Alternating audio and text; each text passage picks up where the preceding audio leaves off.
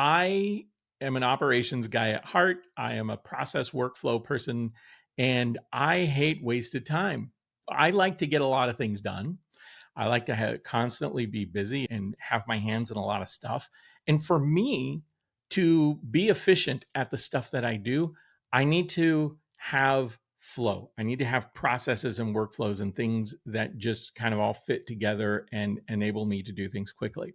What I was finding is that in preparation for this podcast, I would prep for a couple hours, and a good hour or more of my preparation was going through and pulling all of this data together around our stats and looking at it. What am I going to talk about? What am I going to mention? And again, I this show is only supposed to be like 30 minutes or so I'm trying to do all of this in a very concise way, and it was really just becoming a chore.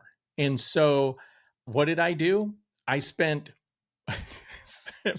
several days in my after hours and several hours this weekend. So here's what I did. Like, I'm like, there's APIs, right? And for those who are not as familiar with that, these are little bits of instruction that you can, with the right authorizations, you have to set up some keys and things like that. You can pull data directly out of Facebook. I did it with Facebook and YouTube, and it'll allow you to pull all of that data. They give it to you on the website, but obviously, like I said, you got to hunt for it, right? So I decided I am going to write some code to pull that data into my server and set up some SQL tables and then set up some cron jobs to pull that data on a regular basis. I have some code that goes out and it pulls all of my social media stats and stores them on my server.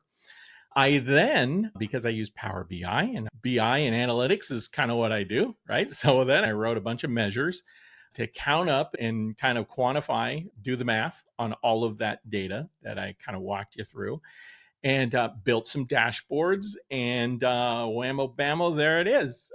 Put all of that in Power BI. And then I took a little web URL, little iframe, then and posted that iframe to my website. And that's where you now have the link. And then that link pulls the data directly out of Power BI.